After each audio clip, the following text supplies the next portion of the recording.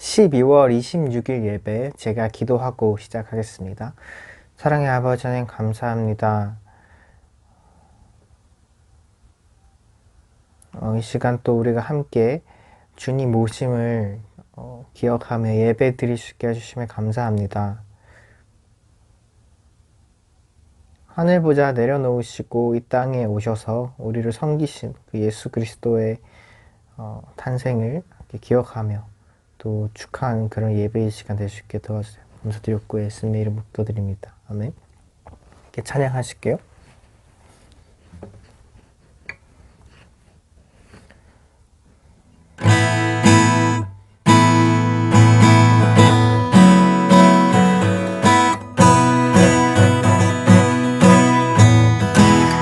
천사 찬송하기를 거룩하신 그 주께 영광 돌려보내세.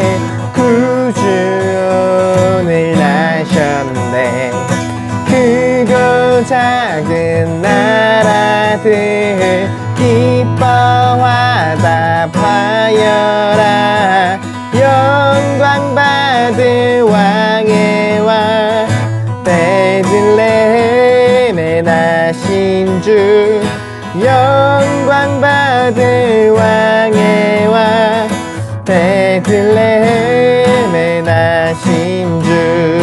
오늘 나신 예수는 하늘에서 내려와 처녀 몸에 나셔서 사람 몸을 입었네. 세상 모든 사람들 영원하신 주님께 영광 돌려보내며 높이 찬양하여라. 영광 돌려보내며 높이 찬양하여라. 의로우신 예수는 평화의 왕이시고 세상 빛이 되시며 우리 생명 되시네. 죄인들을 불러서 거듭나게 하시고 영생하게 하시니 왕께 찬양하여라. 영생하게 하시니 왕께 찬양하여라.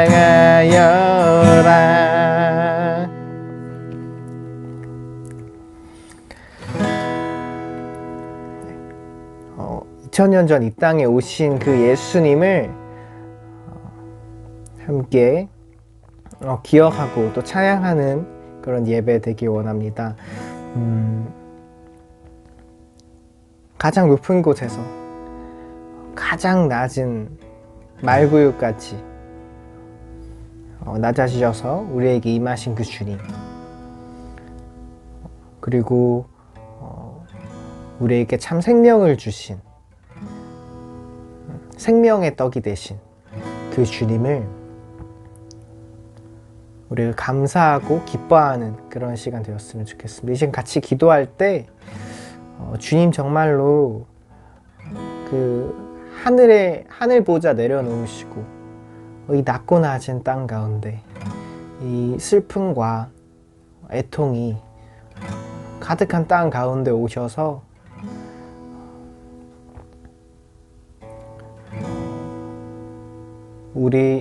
우리와 같은 인간으로 오셨다는 것, 그것에 대해서 함께 같이 감사하면서 그렇게 같이 기도했으면 좋겠습니다. 또 예배를 위해서 같이 기도하시기 기도드리겠습니다. 사랑의 아버지 하나님 감사합니다. 주님께서 완전한 하나님이셨지만 완전한 인간으로 이 땅에 오셨음을 기억합니다. 이 땅에 오셔서 우리와 함께 먹고 제자들과 함께 먹고 마시고 그렇게 또 함께 그들의 슬픔에 함께 울고 함께 웃으시면서 우리의 그 아픔과 모든 감정들에 공감하시는 분이심을 믿습니다. 그리고 우리를 섬기는 분으로 오셔서 마침내 목숨을 대속물로 내어주신 그 주님의 사랑을 우리 함께 같이 기억하면서 나아가기 원합니다. 주님 감사합니다. 주님께서 이 땅에 와주셔서 감사합니다. 주님 도저히 우리 힘으로 할 수 없었던 우리 죄의 문제를 해결하여 주시고 또 영원한 삶을 알게 하시며 그 영원한 하나님 나라를 위해 살게 하시니 감사합니다. 주님 우리의 삶을 그렇게 주님께로 인도해 주시고 붙들어 주세요. 사랑의 아버지 하나님 감사합니다. 예수님께서 이 땅에 오셔서 소외된 자들, 차별받는 자들, 가난한 자들에게 복음을 전하셨습니다. 하나님 나라의 복음을 전하셨고 그들에게는 참된 위로와 또 회복이 있었습니다. 주님 이 성탄을 맞아서 여전히 2000년이 지난 지금에도 이 성탄의 화려함 뒤에 가려진 또 소외된 이들, 또 외로움 가운데 있는 이들, 또 이 성탄의 기쁨을 온전히 누리지 못하고 그렇게 살아가는 이들에게 우리가 또 찾아갈 수 있게 해주세요. 우리가 이 성탄의 기쁨을 함께 나누고 그저 우리끼리만의 축제가 아니라 함께 이것을 즐기며 정말로 복음이 전해지는 그런 축제 현장 될 수 있게 도와주세요. 감사합니다. 예수님의 이름으로 기도드립니다. 아멘. 사도신경으로 우리 신앙을 고백하겠습니다. 나는 전능하신 아버지 하나님, 천지의 창조주를 믿습니다. 나는 그의 유일하신 아들, 우리 주 예수 그리스도를 믿습니다. 그는 성령으로 잉태되어 동정녀 마리아에게서 나시고 본디오 빌라도에게 고난을 받아 십자가에 못 박혀 죽으시고 장사된 지 사흘 만에 죽은 자 가운데서 다시 살아나셨으며 하늘에 오르시어 전능하신 아버지 하나님 우편에 앉아 계시다가 거기로부터 살아있는 자와 죽은 자를 심판하러 오십니다. 나는 성령을 믿으며 거룩한 공교회와 성도의 교제와 죄를 용서받는 것과 몸의 부활과 영생을 믿습니다. 아멘. 기도드리겠습니다. 주님의 영광이 나타날 것이니 모든 사람이 그것을 함께 볼 것이다. 이것은 주님께서 친히 약속하신 것이다. 이사야 40장 5절 말씀. 약속대로 저희를 구원하시려고 이 땅에 오신 예수님, 주님의 나심을 찬양하고 경배드립니다. 하나님의 영광이요 말씀이신 예수님, 주님 앞에 무릎 꿇고 예배를 올려드립니다. 저희의 왕관은 오직 예수님의 것입니다. 예수님만이 우리의 주인이시고 목자이시며 길과 진리 생명 되십니다. 예수님을 통해 위로를 주시는 하나님, 이 땅에 소외되고 슬픔 가운데 허덕이는 자들이 너무나 많습니다. 주님, 저희가 예수님의 손과 발 되어 진정한 위로를 전하는 자들이 되기를 소망합니다. 나 잘 먹고 잘 살기 위해서만 살아가는 헛되고 어리석은 삶에서 돌이켜 먼저 그의 나라와 의를 구하며 사는 참되고 영원한 삶으로 저희를 인도하소서. 오늘도 생명의 말씀을 전해주시는 백장성 목사님께 하나님의 영광을 비추어 주시고 그 말씀이 저희 삶의 위로와 생명이 될 것을 믿습니다. 우리의 위로자 되시고 생명 되시고 빛 되신 주 예수 그리스도의 이름으로 기도드립니다. 아멘.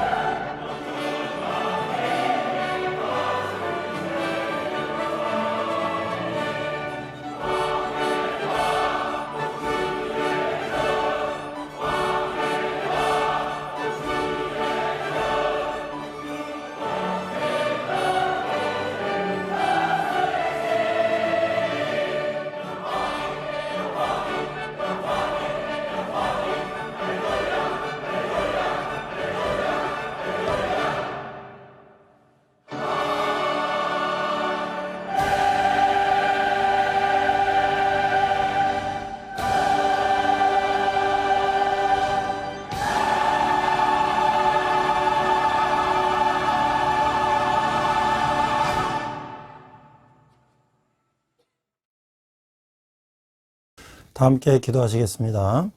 하나님 아버지 은혜를 감사합니다. 이제 성탄절을 맞이하였습니다. 2000전에 이 땅에 오셔서 죄악 가운데 죽어있던 저희들을 위하여 십자가에 피 흘리셔서 저희를 구원해 주시고 저희를 자녀 삼아 주시니 감사합니다. 2021년 성탄절을 맞이하여 이 땅에는 코로나로 인하여 많은 어려움 가운데 있습니다. 우리가 다시 한번 우리를 돌아보게 하시고 이 어려움 가운데서도 주님 바라보며 주님이 이 땅에 명하신 대로 우리가 사는 저희들 되게 하여 주시고 또 어려움 가운데 많은 사람들에게 위로가 될 수 있는 성탄절이 되게 하여 주시옵소서. 감사드리며 예수님 이름으로 기도했습니다. 아멘. 제가 절기, 성탄절, 부활절, 추수감사주일에 한경지 목사님의 절기 설교집을 보면서 한경지 목사님은 어떻게 설교하셨을까? 제가 이제 공부를 좀 해왔는데요. 그래서 제가 절기에는 한경지 목사님 한 몇십 년 전에 설교하셨던 원고를 그대로 가지고 리바이벌 설교를 합니다. 거의 아마 살아계셨으면 100세가 넘으셨을 텐데요. 제가 60대 초반인데 또 저희 세대를 같이 사는 분들도 한경지 목사님의 설교를 다시 한번 우리가 되새겨보고 특히 20대 초반에 우리 젊은 형제들은 저도 이제 벌써 세대가 많이 차이 나지만 또 한 세대 더 위인 한경지 목사님의 설교를 들으면서 이것이 세월이 지나도 말씀의 변함이 없구나 라는 것을 깨달을 것입니다. 오늘은 위로의 메시아라는 제목으로 말씀을 나누고자 합니다. 이사야 40장 1절에서 5절 말씀과 이사야서 61장 1절에서 3절 말씀을 가지고 나눕니다. 먼저 40장 1절에 보면 너희의 하나님이 이르시되 너희는 위로하라 내 백성을 위로하라. 자, 이 말씀이요 핸델의 유명한 오라토리오 메시아가 이 말씀으로 시작되고 있습니다. 하나님께서 이 메시아를 이 세상에 보내신 것은 그 백성을 위로하시기 위함이었다는 겁니다. 그리고 우리가 이제 61장, 이사야 61장 1절부터 3절을 보면 주님께서 어렸을 때 자라난 회당에 가서 이 말씀을 읽으시고 여호와의 영이 내리셨다. 이 말씀에 응하셨다 하신 그 구절입니다. 자, 1절, 61장 1절로 3절을 제가 읽겠습니다. 여러분 같이 자막을 통해서 같이 읽으시기 바랍니다. 주 여호와의 영이 내게 내리셨으니 이는 여호와께서 내게 기름을 부으사 가난한 자에게 아름다운 소식을 전하게 하려 하심이라.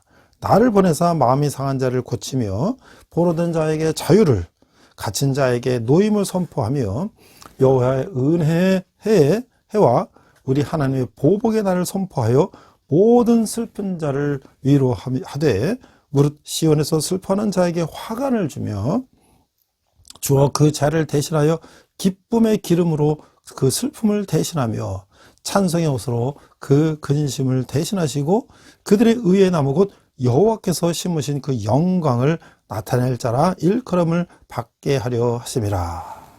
자, 그런데요, 그 말씀을 예수님께서 누가복음 4장 18절에서 이렇게 말씀하셨어요.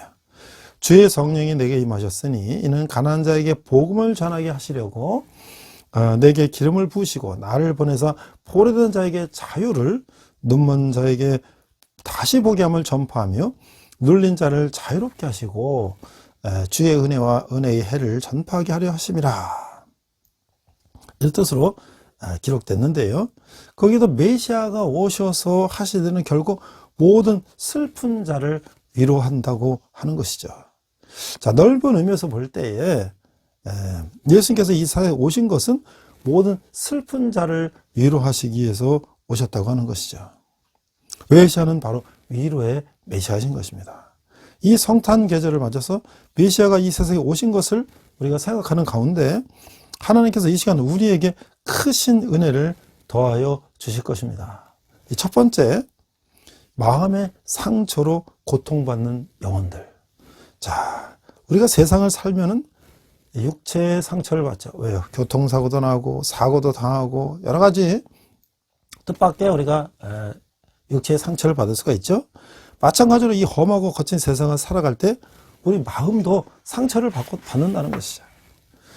마음의 상처는 보이지 않죠. 그러나 아프기는 아마 더 아플 거예요. 육신의 상처는 겉으로 보이니까 치료하기가 쉽죠. 그러나 마음의 상처하기는 치료하기 어렵다는 거예요. 왜? 그게 보이지 않기 때문에. 그래서 우리가 가만히 보면은 육신의 상처를 입은 사람은 수가 많지는 않아요. 그러나 이 영적으로 가만 보면 마음의 상처를 입은 사람은 굉장히 많다는 거예요. 아마 세상을 살아가면서 마음의 상처 없이 사는 사람은 하나도 없을 것이라는 것이죠. 우리 같이는 1년 동안 한번 새겨보면 우리가 마음에 상하는 일, 이런 걸 당하지 않은 사람이 우리가 몇 명이나 있겠어요. 내 실수로 말미암아서, 내 죄로 말미암아서 또 상처를 받을 때도 있지만 남편 때문에 상처받은 경우도 있고, 아내 때문에 상처받은 경우도 있고, 부모 때문에 상처받은 경우도, 자식 때문에 상처받은 경우도 많다고 하는 것이죠. 여러 가지 물질 관계로 마음이 상한 사람도 또 많이 있어요. 사업에 실패하기도 하고, 코로나 때문에 여러 가지 어려움이 많지 않습니까? 직장이나 사업이나. 또 어린 자녀들, 또 다 장성한 자녀들 입학 때문에 또 졸업은 했지만 취직을 못해서 또 결혼 문제로 또 마음 상하는, 이게 뭐 몸이 병들고 마음에 상처가 있는 사람들, 또 사랑하는 사람들이 먼저 세상을 떠나서 또 상처받는 사람들, 우리가 얼마나 마음에 상처받는 사람이 많은지 모른다는 거죠. 자, 우리가 육체의 상처를 볼 때는 반드시 우리가 치료하죠. 왜냐하면 지금 외부적으로 나타나니까 약을 사 먹고 치료하고 입원하고 수술하고 하죠. 근데 이 육체의 상처와 달리 이 마음의 상처는 우리가 어때요? 그냥 보이지 않으니까 내버려 두기가 쉽다는 거죠. 그래서 그냥 내버려두면 어떻게 됩니까? 이게 심리적으로 중대한 문제가 생길 수가 있다는 거예요. 마음의 상처를 치료하지 못하면 우리가 낙심하고 자포자기하고 쉽게 반응할 수 있으며 비판에 빠질 수도 있다고 하는 것이죠. 마음의 상처를 치료하지 못함으로 말미암아 어떤 사람들은 아주 성질이 나빠지기도 하는 거예요. 흉악한 범죄를 저지른 사람도 있고, 마음의 상처를 치료하지 못함으로써 그것이 이제 마음의 상처, 육체의 질병으로 인해서 또 심장마비라든지 또는 노이로제를 통해서 정신병이라든지, 이 마음의 상처는 꼭 치료를 받아야 한다는 것이죠. 하나님께서 이 세상에 독생자인 메시아를 보내신 것은 마음의 상처를 고치기 위함이라는 것이죠. 마음의 상처를 위로받아야 고침을 받고, 하나님께서는 위로를 통해 우리의 마음의 상처를 치료해 주시기 위해서 메시아 예수 그리스도를 이 땅에 보내셨다고 하는 것이죠. 두 번째는 주님은 우리와 함께 계신다. 주님께서 어떻게 우리의 마음의 상처를 고치시며 우리를 위로해 주십니까? 성경은 이사야 7장 14절에 이렇게 말씀하고 계세요. 보라, 처녀가 잉태하여 아들을 낳을 것이요 그 이름을 임마누엘이라 하리라. 자, 임마누엘이라는 말은 어떤 말입니까? 하나님께서 우리와 항상 함께 계신다, 이런 뜻 아니겠어요? 자, 예수님께서 이 땅에 오신 것은 우리와 함께 계시기 위해서라는 거예요. 슬픔과 고통으로 마음 상한 이들과 함께 계시기 위해서 이 땅에 오셨다고 하는 것이죠. 예수님이 마국간에서 태어나신 것은 가난한 아기들과 함께 계신다는 것을 알려주기 위하여서라는 거예요.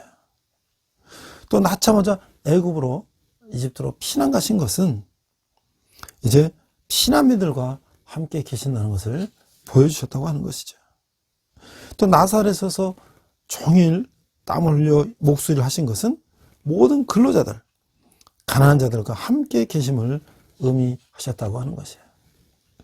자, 베다니에서 나사로가 죽었을 때 많은 사람들이 울었어요. 예수님도 같이 우셨습니다. 예수님께서는 모든 사람들과 함께 계시면서 같이 우시고 경험을 당하시는 것이에요. 예수께서 이 세상에 오셔서 모든 사람들과 함께 계시고 같은 경험을 당하시고 진정한 동정을 보이심으로써 우선 위로하여 주시는 것이죠. 그러므로 주님께서는 말씀하셨어요. 내가 세상 끝날까지 너희와 항상 함께 있으리라. 마태복음 28장 20절 말씀이에요. 우리가 알 것은 우리 예수 그리스도를 믿는 사람들은 언제나 주님께서 임마누엘이 되시는 주님께서 우리와 함께 계신다는 것이죠. 그러므로 우리가 고통을 당할 때나 홀로 고통당하는 것이 아니라는 것이에요. 주님께서 같이 계셔서 함께 고통을 당하신다고 하는 것이죠. 우리가 눈물을 흘릴 때에도 홀로 눈물을 흘리는 것이 아니라 주님께서 같이 계셔서 같이 눈물을 흘리신다고 하는 것이에요. 우리가 어떤 때 밤에 잠을 자지 못하고 홀로 일어나서 슬픈 눈물을 흘며 누가 내 고통을 알며 누가 내 눈물을 깨달으랴 이렇게 탄식할 수 있지만 이제는 그럴 필요가 없다는 것이에요. 예수 그리스도는 임마누엘, 우리와 항상 함께 하시는 분이기 때문에 말씀이 육신을 입고 이 세상에 오신 것이 이것이 임마누엘 예수님이라는 것이에요. 이게 얼마나 우리가 감사한지 모르겠어요. 자, 어린아이가 밤중에 일어나서 홀로 울다가 이제 어머니가 옆에 와서 안아주면 울음을 끝이죠. 우리가 홀로 눈물을 흘리다가도 주님께서 나와 같이 계신 것을 깨닫게 되면 그 가운데 우리는 위로를 받는다고 하는 것이죠. 자, 이제 또 두 번째는 죄를 용서하여 심령의 상처를 치료하신다. 자, 마태복음 1장 20절에서 21절을 읽어보면 요셉에게 주의 사자가 나타나서 이렇게 말씀하십니다. 다윗의 자손 요셉아, 네 아내 마리아 데려오기를 무서워하지 말라. 그에게 잉태된 자는 성령으로 잉태된 것이라. 그 아들 나르니 이름은 예수라라. 이는 그가 자기 백성을 그들의 죄에서 구원할 자이심이라고 말씀하신 것이에요. 자, 메시아의 이름은 예수라고 하는 것이죠. 예수라는 말의 뜻은 자기 백성을 죄 가운데서 구원한다 라고 하는 것이에요. 자, 우리가 앞에서 말한 것처럼 마음의 상처를 받지만 깊이 생각해 보면 마음의 상처의 근원은 어디서 오는 것인가? 이것은 바로 인간의 죄악에서 있다는 것이에요. 이 상처의 근본적인 원인이 되는 모든 죄를 없애주시고 죄악 가운데서 우리를 건지시기 위해서 예수님이 오신 것이죠. 자, 누가복음 7장에 이런 말씀이 있어요.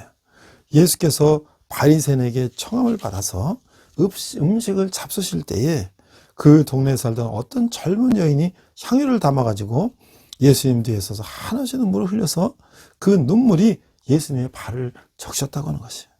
그러자 그 여인은 자기의 머리털을 풀어서 그 눈물을 닦아주고 그에다 향유를 부었어요.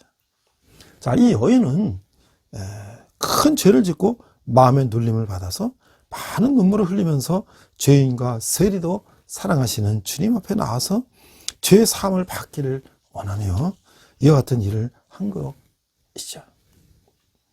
예수님께서는 이 여자의 죄를 용서해 주시고 평안한 마음으로 보냈던 것이죠.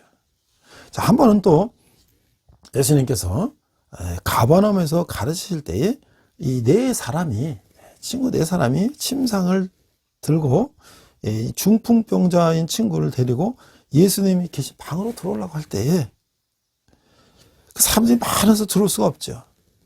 그래서 이들이 지붕으로 올라가서 지붕을 뚫고 침상을 위해서 내립니다.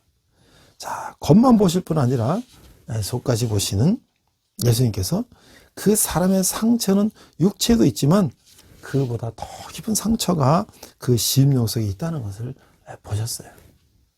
예수께서 하신 말씀이 작은 자야 내 죄사함을 받았느니라 라고 마가복음 2장 5절에 말씀하십니다. 먼저 그 죄를 사하여 주셨던 것이죠. 그리고 육체까지 회복시켜 주신 것이죠. 예수님께서는 우리의 죄를 사하여 주심으로 심령의 상처와 병고를 고쳐주시는 것이죠. 누구든지 자기 죄를 깨닫고 죄로 말미암아 탄식하며 죄로 말미암아 눈물을 흘리는 이가 사실 마음으로 회개하여 예수님께 나오면 예수님께서는 죄를 사여 주신다고 하는 것이죠. 이 찬송가 내 주의 보혈을 보면 내 주의 보혈은 정하고 정하다. 내 죄를 정케 하신 주 나를 오라 하신다. 이것처럼 우리의 죄를 정케 하신 주 나를 오라 하신다. 이 우리의 죄를 성결케 하셔서 상한 심령을 회복해 주실 이는 바로 예수님밖에 없다고 하는 것이죠. 우리가 산상보훈에서 주님 이렇게 말씀하셨어요. 애통하는 자는 복이 있나니 그들이 위로를 받을 것이요. 마태복음 5장 4절 말씀이에요. 예수님께서 세상에 오심으로 말미암아 누구든지 죄를 애통히 여기며 회개하는 사람은 죄사함을 받고 위로를 반드시 받는다고 하는 것이죠. 그 심령이 온전함을 받는 것이에요. 자, 이제 네 번째, 성령의 은혜를 주신다. 그뿐만 아니라 이제 요한복음 1장 14절을 우리가 말씀을 보시면 말씀이 육신이 되어 우리 가운데 거하심에 우리가 그 영광을 보니 하나님의 독생자의 영광이요 은혜와 진리가 충만하더라. 자, 예수님께서는 은혜와 진리가 충만하신 분이에요. 예수께서 하늘의 보좌를 버리시고 우리에게 오셔서 같이 계심으로 우리를 위로하여 주실 뿐만 아니라 우리를 죄를 사하여 주심으로 우리 마음의 상처 위에 은혜를 주신다고 하는 것이죠. 주님 주시는 이 신령한 은혜는 마치 기쁨과 같다. 기름과 같다. 우리가 그 은혜를 받을 때 우리 마음이 부드러지고 겸손해진다고 하는 것이죠. 예수님께서 주시는 그 은혜는 마치 길르앗의 유향과도 같다. 상처를 다시 회복시켜 주시는 약과 같은 것이라는 것이죠. 주님 주시는 은혜 가운데 제일 큰 은혜는 물론 성령의 은혜라고 하는 것이에요. 주님 마음의 상처가, 우리 마음의 상처가 아무리 깊다고 하지만 성령의 은혜를 우리가 충만히 받을 때에 우리 마음 속에 사랑과 기쁨과 화평과 인내와 자비와 양성과 충성과 온유와 절제, 갈라디아서는 성령의 9가지 열매가 충만해진다고 하는 것이에요. 그래서 아무리 섭섭한 일, 아무리 슬픈 일을 당하더라도 우리가 낙심해서는 안 된다고 하는 것이죠. 자, 반항하지 않는다. 조급한 생각을 하지 않는다. 모든 것을 참고 모든 것을 견디며 그런 가운데서도 주님을 의지하게 된다는 것이에요. 이것은 예수님께서 주시는 은혜를 받아야 가능하다고 하는 것이죠. 내 영혼아, 내가 어찌하여 낙심하며 내 속에서 불안해하는가? 너는 하나님께 소망을 두라. 시편 42편 5절 말씀이죠. 은혜 받은 심령은 아무리 마음의 상처가 깊을 때에도 이렇게 부르신다. 여호와는 나의 목자시니 내게 부족함이 없으리로다. 그가 나를 푸른 풀밭에 누이시며 쉴 만한 물가로 인도하시는도다. 내 영혼을 회복하시니라. 영혼을 회복하여 주신다고 하는 것이죠. 자, 우리가 욥기를 또 우리가 읽어봤죠. 요즘 저는 욥기를 묵상하고 있는데요. 욥이 얼마나 그 마음이 상했겠습니까? 하루아침에 재산이 없어지고 하루아침에 자녀가 다 죽고 몸에 병까지 나서 외롭게 앉아있을 때에 그 마음의 상처가 얼마나 깊었겠어요. 그러나 그 은혜 받은 욥의 말을 보면 주시니도 여호와시요 거두시니도 여호와시니 여호와 이름이 찬송받으실지니라. 욥기 1장 21절에 이렇게 말씀하고 있어요. 은혜 받은 마음이라는 것이죠. 예수님께서는 우리 마음속에 이 성령의 은혜를 부어주신다고 하는 것이죠. 자, 어려움 가운데서 이제 진리를 깨닫게 하신다는 거예요. 그뿐 아니라 예수님께서는 우리로 하여금 어려움 가운데서 진리를 깨달아서 더욱 깊은 자리로 들어가게 하신다는 것이에요. 가령 어떤 분이 큰 슬픔을 당했어요. 마음에 큰 상처를 입었어요. 이럴 때는 참으로 낙심할 수밖에 없죠. 그러나 은혜를 받은 사람이라면 주님께 계속해서 진리로 그 심령을 깨우쳐 주신다고 하는 것이죠. 내가 성경 말씀을 기억하지 못하느냐? 참새 한 마리가 땅에 떨어지는 것도 하나님 아버지가 허락하지 아니하고는 할 수 없다는 말을 내가 기억하지 못하느냐? 하나님께서는 우리의 머리털도 다 세시는 하나님이라고 하는 것을 내가 알지 못하느냐? 그렇다고 할 것이면 내가 이렇게 어려운 일이 생기는 것도 하나님 모르게 일어날 수 있겠느냐? 하나님 아시는 일 아니겠느냐? 그러면 이것도 어렵긴 어렵지만 결국 하나님의 경륜으로 되는 일이 아니겠느냐? 그렇다면 여기에도 하나님의 선한 뜻이 있을 것이라고 하는 것이에요.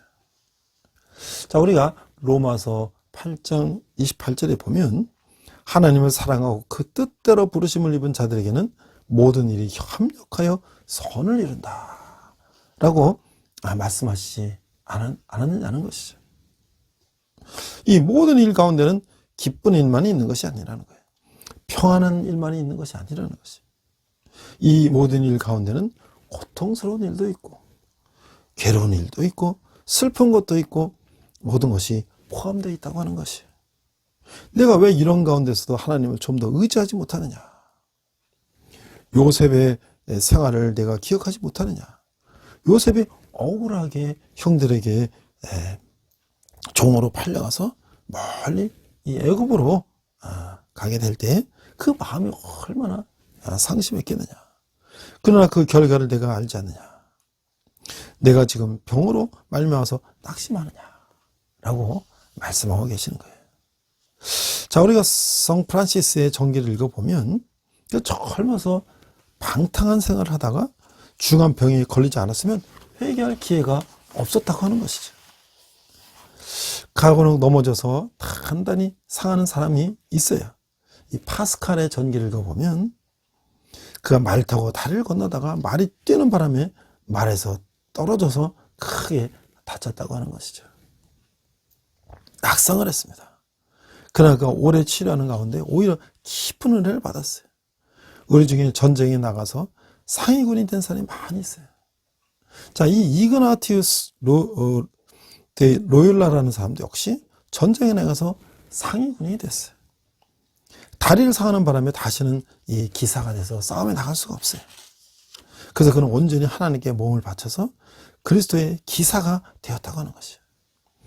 우리가 상처와 고통은 진리를 깨닫게 한다는 것이에요. 우리 주님께서는 진리가 충만하신 분이죠. 물론 우리 육신이 세상에서 살 때 매우 귀합니다. 그 우리는 스스로 이렇게 반문해야 되죠.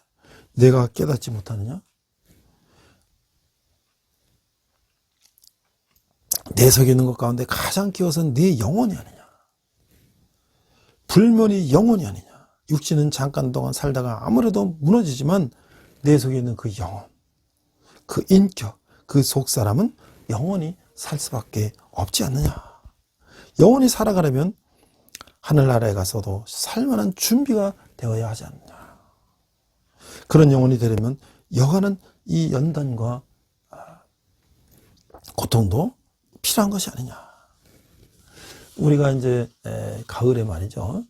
벼가 이렇게 곡식이 잘 익어서 알곡이 다 들어차면 얼마나 농부가 그 마음이 행복하고 뿌듯하겠어요. 그렇지만 그것이 알곡을 확 들어차기에는 그냥 이렇게 보통 이렇게 잔잔한 날씨만 있는 게 아니라는 것이. 또 바람도 불어야 되고 또 찬 서리도 맞아야 되고 또 그리고 비도 맞아야 되고 말이죠. 뜨겁고 춥고 바람 불고 여러 가지를 다 겪어야만이 그래야 곡식이 꽉 들어서 알곡이 돼서 천국 곳간에 들어갈 수 있다는 것이에요. 내가 받은 이 시련, 내가 받은 이 어려움, 내가 지금 흘리는 이 눈물이 다 내 영혼과 믿음으로 하여금 여물고 장성해서 하늘나라에 가서도 능히 살라고 하시는 하나님께서 주시는 연단이 아닌지 누가 알 수가 있겠습니까? 자, 우리가 봄에 이제 들에 가보면 농부가 이제 쟁기로 이제 밭을 막 갈죠. 이 밭도 막 깊이 가면 말이죠. 만약에 밭이 이제 감정이 있다면 깊이 가는 게 막 이제 아플 것 같은 느낌도 있어요.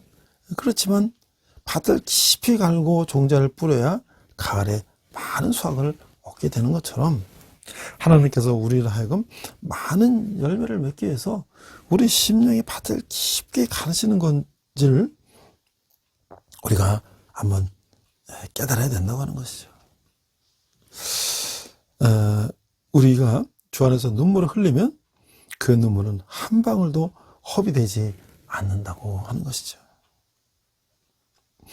그 눈물 한 방울 한 방울이 이담 하늘나라에 가서 우리가 쓸 멸류관의 진주로 달릴 줄 누가 알 수 있겠느냐는 것이죠. 예수님께서는 진리가 충만하신 분이에요. 예수님 우리가 진리를 통해서 더 깊은 자리에 들어갈 수 있도록 인도해 주시는 것이죠. 아무래도 이 세상은 잠깐이라는 것이에요. 세상의 고통도 잠깐이에요. 세상의 이별도 잠깐이에요. 그러면 우리가 세상과 이별했다고 그냥 계속해서 눈물을 흘릴 필요가 없다고 하는 것이에요. 하늘나라에 가서 다시 만날 소망이 있고 우리의 영원한 생명은 하늘나라의 본향에 있다고 하는 깊은 진리를 예수님께서 우리에게 분명히 가르쳐 주고 계시는 것이죠. 마지막으로 메시아는 우리에게 능력을 주시고 격려를 해주신다.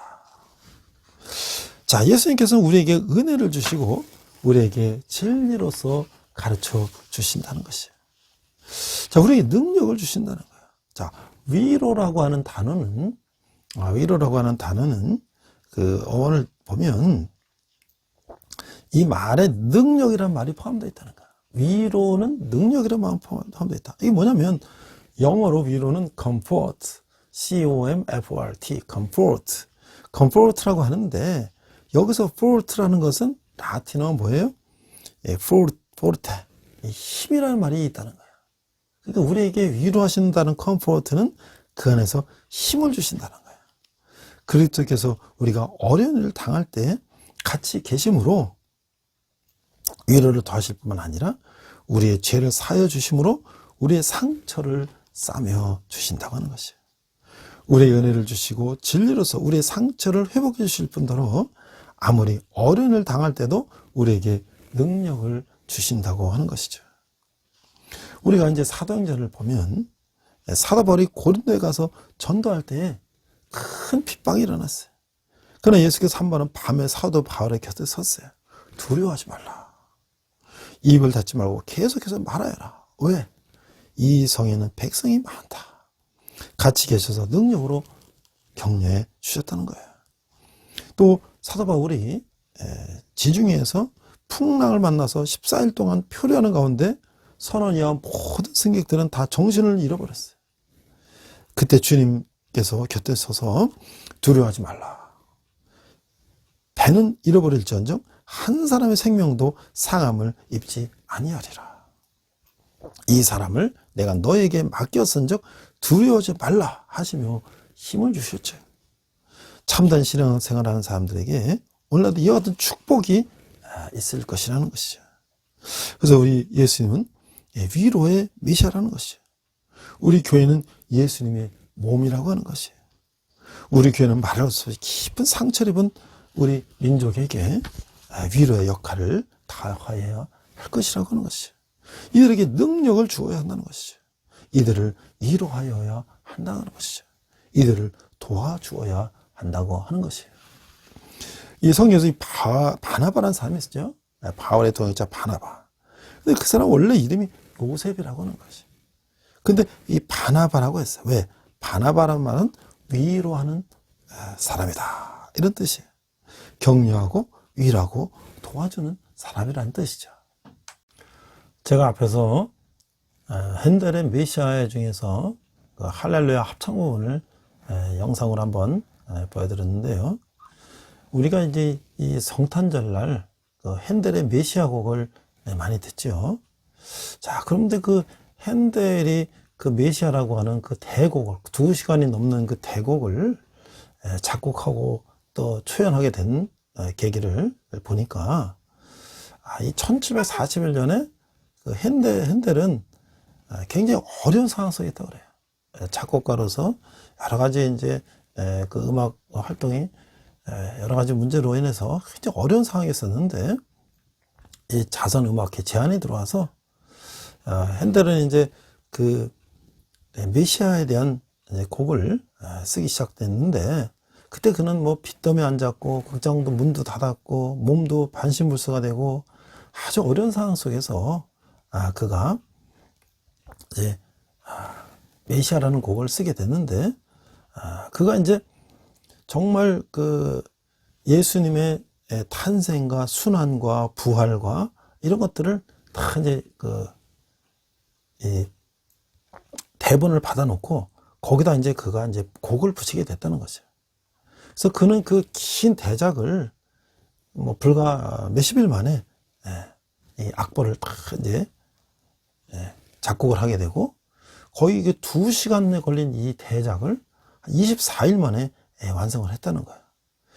그 핸델이 고백하기를 하나님께서 나를 찾아오셨던 것만 같다 라고 그가 고백했다고 하는 것이에요. 그래서 이 핸델의 메시아가 1742년 4월 13일에 더블린에서 이제 그 초연할 때 청중들이 엄청나게 입추해져서 몰려와서, 너무 장소를 많이 차지하는 이런 풍성한 옷을 입지 말고 좀 좁게 입는 옷을 입고 와라. 그래갖고 그 공연장이 600명이 들어가는 공연장에 700명이 그냥 끼어앉아서 그 초연을 볼 수 있었다는 거예요.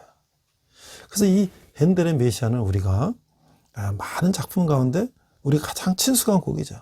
성탄절에 우리가 많이 연주를 듣고 또 우리가 이제 새해를 맞이하는 성탄절을 기쁨을 우리가 나누는 그런 곡인데, 그 핸델의 메시아는 그리스도의 순환과 부활과 이 전 과정을 나타나고 있는데, 사실은 핸델은 그 곡이 예수님의 부활에 중점을 맞추고 이제 부활에 염두에 두고 작곡한 것이라고 하지만, 이제 미국이나 이런 쪽에서 그 성탄절에 많이 연주하게 돼서 그것이 이제 성탄절 곡으로 자리를 잡았게 됐다는 것이에요. 그래서 이 총 핸델의 메시아는 한 3부로 되어 있는데, 1부는 예언과 탄생, 제2부는 순환과 속죄, 제3부는 부활과 영생이라고 하는 그런 내용을 담고 있다고 하는 거예요. 그래서 가사는 신약의 복음서와 고린도서와 요한계시록, 구약의 시편, 예언서들을 바탕으로 하고 있다고 하는 것이에요. 그래서 그 핸델은 이 서문에서 뭐라고 그랬냐면, 하나님의 뜻이야말로 위대하다. 지식과 지혜의 보배는 모두 하나님께 있다라고 고백을 했다는 것이죠. 특히 우리가 이제 그 최소 한 3분 정도 그 하이라이트 부분은 그 합창 부분이지 않습니까? 그 합창 부분은 정말 타의 추종을 불한다. 메시아 중에서도 매우 뛰어난 합창들이 많은데, 그 중에서도 그 2부의 마지막을 장식하는 합창 할렐루야가 가장 유명하다는 것이죠. 그것이 초연될 때 영국의 왕 조지 2세가 할렐루야 합창을 들을 때 벌떡 일어나서 그걸 들었다 그래서, 우리가 이제 할렐루야 합창할 때는 전부 이제 청중들이 기립해서 그것을 우리가 연주를 감상한다고 하는 것이죠. 그것이 이제 아주 전통으로 자리 잡았다는 것이에요. 자, 여기서 할렐루야 합창에서 우리가 보면 뭐예요? 전능의 주가 다스리신다 라는 곡을 반복해서 이렇게 합창하는 걸 보면, 정말 예수님께서 다시 오실 때 그런 천군 천사와 함께 호령하면서 나팔소리와 함께 오시는 모습을 장엄하게 묘사한 곡이라고 생각이 들어요. 자, 이제 우리가 크리스마스를 맞이해서 우리가 이제 위로의 메시아는 그런 우리 모든 것을 아시고 치유하시고 그 다음에 모든 것을 다 심판하시고 다스리시는 그분이 다시 오신다고 하는 것을 우리가 믿고 또 힘을 가지고 힘을 내고, 이런 어려운 상황이지만 우리가 위로의 메시아를 통해서 우리 교회 또 우리 하나하나 우리 이웃 민족 우리 국가 세계를 향해서 우리가 사명을 다 감당하는 저와 여러분이 되시기를 주님의 이름으로 축원합니다. 우리 함께 기도하겠습니다. 하나님 아버지 은혜를 감사합니다. 오늘 성탄절을 맞이하여 이 코로나로 인하여 여러 가지 어려운 가운데 있고 또 우리가 세상이 여러 가지로 힘들고 또 우리 개개인도 여러 가지 어려운 가운데 있지만 전능하신 주님이 미시아가 우리 모든 것을 아시고 우리를 상처를 치유해 주시고 우리 컴포트, 우리에게 힘을 주신다는 걸 알고 전능하신 주님께서 우리를 모두 다스리신다는 것을 깨닫고 힘을 내서 어려운 세상 가운데 승리하는 저희들 되게 하여 주시옵소서. 감사드리며 예수님 이름으로 기도했습니다. 아멘. 시간 내게 있는 모든 것을 찬양하시면서 함께 헌금하시겠습니다.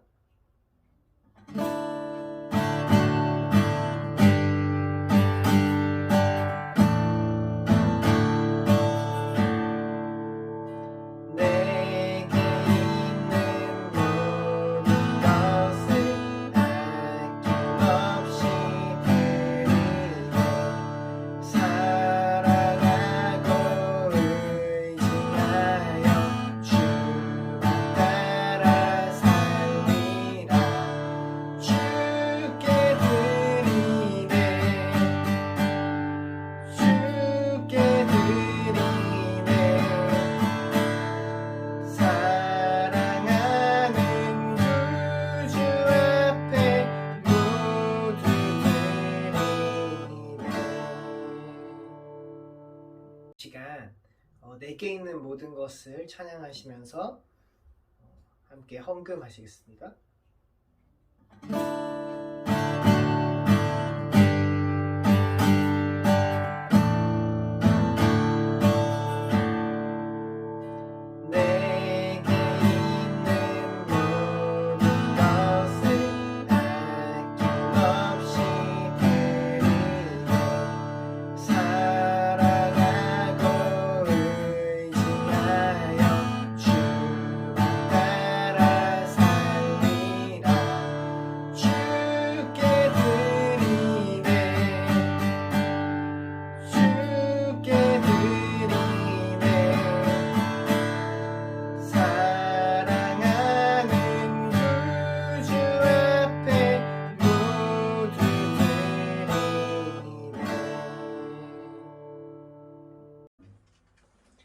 우리 이 시간 선한 능력으로 함께 찬양하시면서 결단의 시간 갖겠습니다.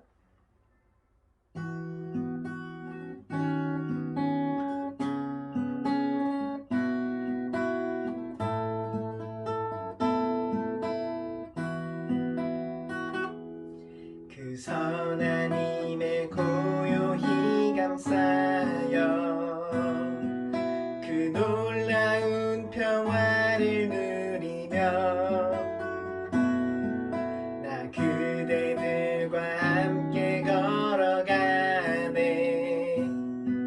나 그대들과 하늘을 여네. 지나가 너물 어둠의 날들이 무겁게 내 영혼 짓눌러도 오 주여 우릴 외면치 마시고 약속의 구원을 이루소서. 그 선한 힘이 우릴 감싸시니 믿음으로 일어날 일 기대하네. 주 언제나 우리와 함께 계셔. 하루 또 하루가 늘 새로워. 주께서 밝히신 작은 촛불이 어둠을 헤치고 타오르네. 그 빛에 우리 모두 하나 되어 온 누리에 비추게 하소서. 그 선한 힘이 우릴 감싸시니